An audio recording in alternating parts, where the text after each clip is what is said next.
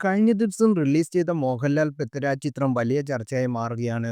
Box ഓഫീസിൽ കളക്ഷനൊപ്പം ചിത്രം സംസാരിക്കുന്ന രാഷ്ട്രീയവും ചർച്ചയാകുകയാണ്. ചിത്രത്തിനെതിരെ സംഘപരിവാർ അനുകൂലികളിൽ നിന്നും വിമർശനങ്ങൾ ഉയരുന്നുണ്ട്.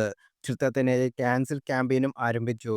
ഇതിനിടെ ഇപ്പോഴിതാ എമ്പുരാൻ വിവാദത്തിൽ പ്രതികരണമായി എത്തിയിരിക്കുകയാണ് അഖിൽമാരാർ.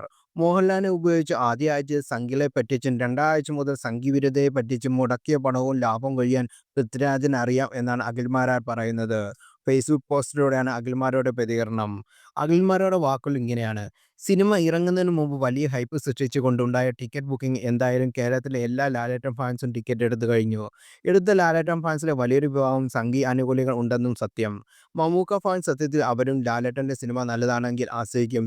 എന്നാൽ ഈ സിനിമ വിജയിച്ച കേരളത്തിലെ ആദ്യ കുരുപൊട്ടുന്ന മീഡിയ മുക്കാലും സുഡാപ്പികളെ ആയിരിക്കും.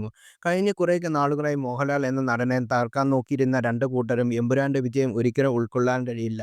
അതുകൊണ്ട് തന്നെ അതിന്റെ പ്രീ ബുക്കിംഗ് അവർ വളരെ അസ്വസ്ഥരാണ്. അവിടെയാണ് പൃഥ്വിരാജിന്റെ ബുദ്ധി.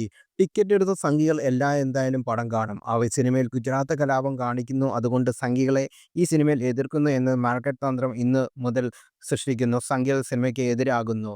സിനിമ ഇല്ലാത്ത ഭാഗം പുറത്തുവിട്ട് ഇന്ത്യ ആരുടെയും തന്തയുടെ വകയല്ല എന്ന ഡയലോഗ് വെച്ച് ജനഗണമന വിജയിപ്പിച്ചതും ഇതേ സംഘവിരുദ്ധ മാർക്കറ്റ് തന്ത്രമായിരുന്നു.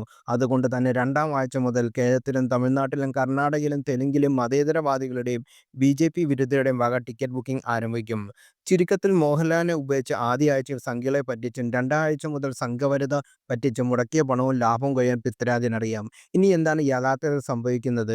ഈ സിനിമ സംഘവിരുദ്ധ രാഷ്ട്രീയമാണോ മുന്നോട്ട് വയ്ക്കുന്നത്, അതോ ബി.ജെ.പിയെ കൂടുതൽ വോട്ടുകൾ എത്തിക്കാനുള്ള രാഷ്ട്രീയമാണോ? നരഭോജി നരാധമൻ വിളിക്കുന്നതിന് ശേഷം തുടർച്ചയായി 3 തവണ മുഖ്യമന്ത്രി, 3 തവണയും പ്രധാനമന്ത്രിയായ മോദിക്കും ബി.ജെ.പിക്കും എപ്പോഴൊക്കെ കലാപം ജനങ്ങളെ ഓർപ്പിച്ചോ അപ്പോഴൊക്കെ നേട്ടം മാത്രം. അവർ ജനത്തിന് ഏറ്റവും വലിയ കാരണന്മാരും ഈ വർഗീയവാദികൾ എന്ന എതിരാളികളുടെ വിളികളാണ്.